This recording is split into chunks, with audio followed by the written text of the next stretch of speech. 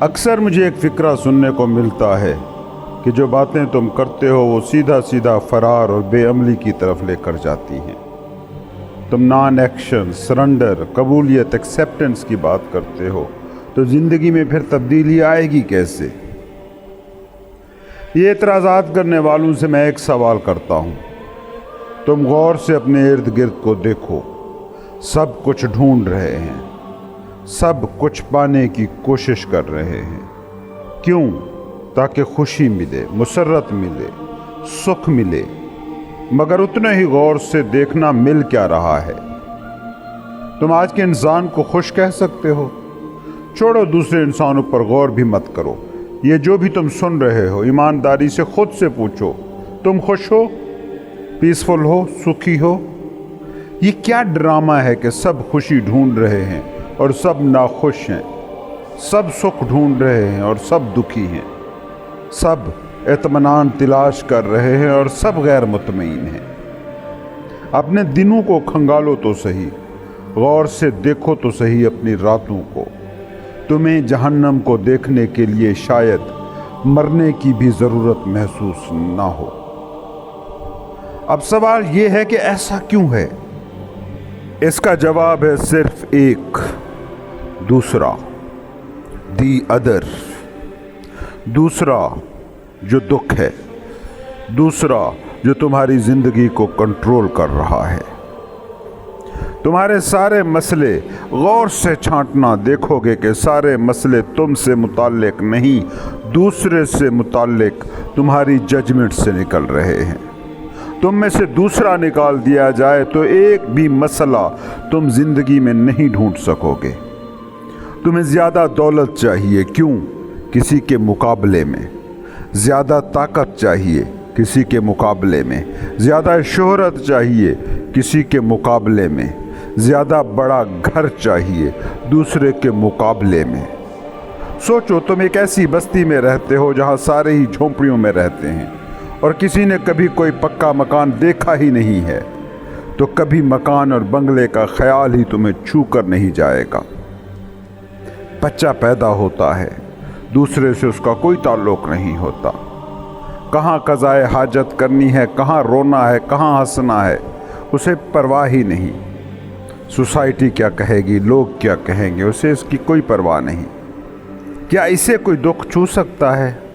ہرگز بھی نہیں۔ اور پھر یہی بچہ بڑا ہونا شروع ہوتا ہے تو ہمسائے کے بچے کی شکل میں دوسرا، دی ادر، اس کی زندگی میں آتا ہے، اور پھر ہمسائے کے بچے سے شروع ہونے والا یہ سلسلہ، پھر دوسرے کا یہ دائرہ پھیلتا جاتا ہے، خود کا دائرہ سمٹتا جاتا ہے، اور سمٹتے سمٹتے تقریباً فنا ہو جاتا ہے۔ دوسرے کا دائرہ جتنا پھیلتا جاتا ہے، دکھ کی شدت اور کثافت بھی اسی حساب سے بڑھتی جاتی ہے۔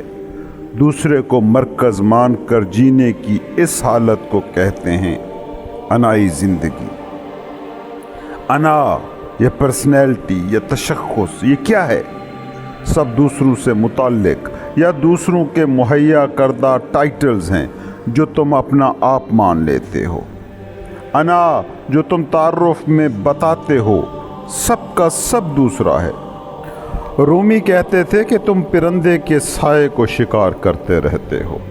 پرندے کا سایہ زمین پر پڑتا ہے اور بالکل اسی پرندے جیسا ہوتا ہے جو آسمان میں ہے، مگر جو آسمان میں ہے وہ حقیقت ہے، اور جو زمین پر ہے وہ سراب ہے۔ وہ ہے مگر ہونے کے باوجود نہیں ہے۔ انا ساری کی ساری سایوں سے مل کر بنی ہے۔ میرا نام صفدر ہے، اب اس لیبل کا میرے ہونے سے کیا لینا دینا ہے؟ ہاں، کوئی اس جسم کو اس نام سے پکارے تو میں مڑ کر دیکھوں گا، مگر کیا کبھی غور کیا کہ اس نام کا اصل میں مجھ سے کیا تعلق ہے؟ میں کسی اور معاشرے میں ہوتا تو شاید ڈیوڈ ہوتا یا گوتم یا کچھ بھی، اور ابھی میری یادداشت چلی جائے تو میرے ہونے کے باوجود میرا اس نام سے کوئی تعلق نہیں رہے گا۔ تو یہ جو میری شناخت کا بنیادی ترین جزو ہے، میرا نام، یہ جب اتنا ان ریئل، اتنا غیر حقیقی ہے تو باقی شناختیں کتنی کمزور ہوں گی آپ سوچ ہی سکتے ہیں۔ اور مزے کی بات یہ ہے کہ یہ نام تک مجھ سے نہیں آیا، یہ نام بھی مجھے کسی نے دیا ہے۔ یہی ہے انا کا سارا کھیل۔ انا جو نہیں ہے اس کو ہے کرتی ہے اور پھر اس سے چمٹ جاتی ہے۔ ذات، برادری، قومیت، رنگ، نسل، سٹیٹس، یہ سارے لیبل ایسے ہی لایعنی ہیں۔ یہ سب تم سے باہر ہیں، یہ سب تمہیں کسی نے دیے ہیں، یہ سب دوسرے ہیں اور ان سے تم جڑے ہو۔ اب تم کسی بھی رستے سے جاؤ، جیسی بھی محنت کرو، جو بھی اسٹریٹجی بناؤ، یقین مانو دکھ کے سوا کہیں پہنچ نہیں سکتے۔ تم نے کبھی غور کیا، تم جسے کوشش کرنا کہتے ہو، خواب دیکھنا کہتے ہو، منزلیں بنانا کہتے ہو، وہ سب تم سے متعلق نہیں ہوتا، دوسروں سے متعلق ہوتا ہے۔ وہ دوسرا کہ جو دکھ ہے، وہ دوسرا کہ جو اذیت ہے۔ کہتے ہیں پرانے زمانوں میں ایک بندہ جنگل میں بیٹھا تپسیا کر رہا تھا۔ جنگل میں سے آواز گونجی، مانگو کیا مانگتے ہو؟ اس نے کہا، میں کوئی ایک آدھ چیز نہیں مانگوں گا، مجھے بس یہ طاقت دے دو کہ جو چاہوں وہ مل جائے، جو مانگوں وہ مل جائے۔ آواز آئی، تمہاری دعا پوری ہوئی، مگر ایک شرط کے ساتھ، جو بھی تم مانگو گے اس سے دگنا تمہارے پڑوسیوں کو مل جائے گا۔ اس کی ساری خوشی تو وہی غارت ہو گئی کہ وہ ساری تپسیا ہی کر رہا تھا ان پڑوسیوں میں نمایاں دکھنے کے لیے، ان سے بڑا ہونے کے لیے، اور انہی کو ہی وہ سب کچھ بھی مل رہا تھا جو وہ مانگتا۔ مگر خیر وہ یہ موقع چھوڑ بھی نہیں سکتا تھا، سو اس نے کہا، ٹھیک ہے، مجھے یہ شرط منظور ہے۔ یہ کرامت لے کر وہ اپنے گاؤں میں واپس آ گیا۔ اگلے دن اس نے خواہش کی کہ ایک شاندار گھر اس کے لیے تیار ہو جائے۔ ایک بہترین محل جیسا گھر تیار ہو کر کھڑا ہو گیا، مگر ساتھ ہی پڑوسیوں کے بھی ویسے ہی 2 شاندار گھر تعمیر ہو گئے۔ اسے تو لازماً اپنا گھر جھونپڑی ہی لگا ہوگا، کیونکہ بڑے اور شاندار گھر کا سارا مزہ ہی اسی میں ہوتا ہے کہ ارد گرد کے گھر اس سے کم تر ہوں۔ اور یہاں تو کہانی اور بھی دکھ بھری تھی کہ تپسیا اس کی تھی، محنت اس کی تھی، اور اسے تو ایک گھر ملا تھا، پڑوسیوں کو بنا محنت 2 محل مل گئے تھے۔ وہ محل جیسا گھر پا کر خوش بھی ہو سکتا تھا اگر اس کا فوکس وہ خود ہوتا، دوسرا نہ ہوتا، مگر خواہشیں کرتا دماغ کبھی خود کو فوکس بنا ہی نہیں سکتا۔ اس کے لیے وہ گھر خوشی سے زیادہ دکھ کی وجہ بن گیا۔ تم بھی غور سے دیکھنا، زندگی میں جو بھی تم پاتے جا رہے ہو وہ سارا غیر اہم، الٹا بوجھ ہوتا جا رہا ہے، کیونکہ انا مقابلے کی دوڑ کو زندہ رکھنے کے لیے فوراً تمہاری توجہ ان لوگوں کی طرف موڑ دیتی ہے جن کے پاس تم سے زیادہ ہے۔ یہی انا کا خود کو زندہ رکھنے کا گر ہے۔ خیر اگلے دن اس شخص نے خواہش کی کہ 10 جانور مل جائیں۔ پڑوسیوں کو 20 جانور مل گئے۔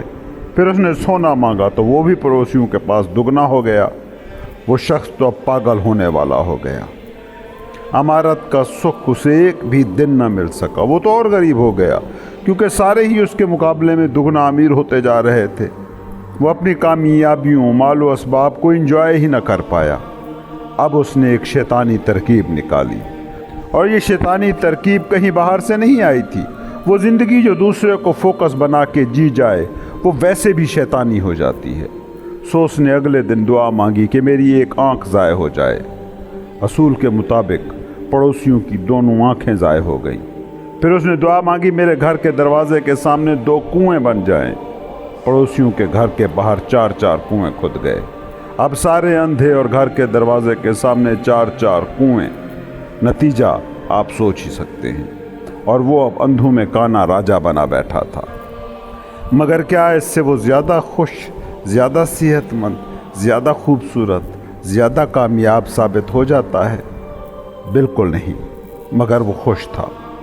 انا ایسے ہی خوش ہوتی ہے۔ انا دوسرے کو دیکھ کر جیتی ہے۔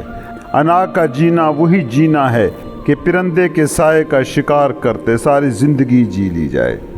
اس کہانی میں موجود شخص ہو سکتا ہے تم کو احمق لگے، مگر اس پر حماقت کا فتویٰ جڑنے سے قبل خود کو ضرور دیکھ لینا۔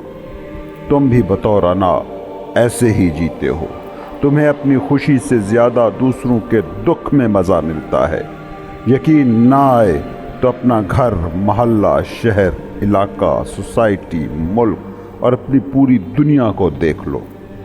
اپنی کامیابی سے زیادہ راحت دوسرے کی ناکامی دیتی ہے۔ یہ جو تم کہتے ہو منزل، مقصد، خواب اور دوڑ، یہ سارے دوسرے کو مرکز بنا کر ہی بنائے جاتے ہیں۔ یقین نہیں آتا تو اپنے خوابوں اور منزلوں کا ایماندارانہ جائزہ لے کر کبھی دیکھ لینا۔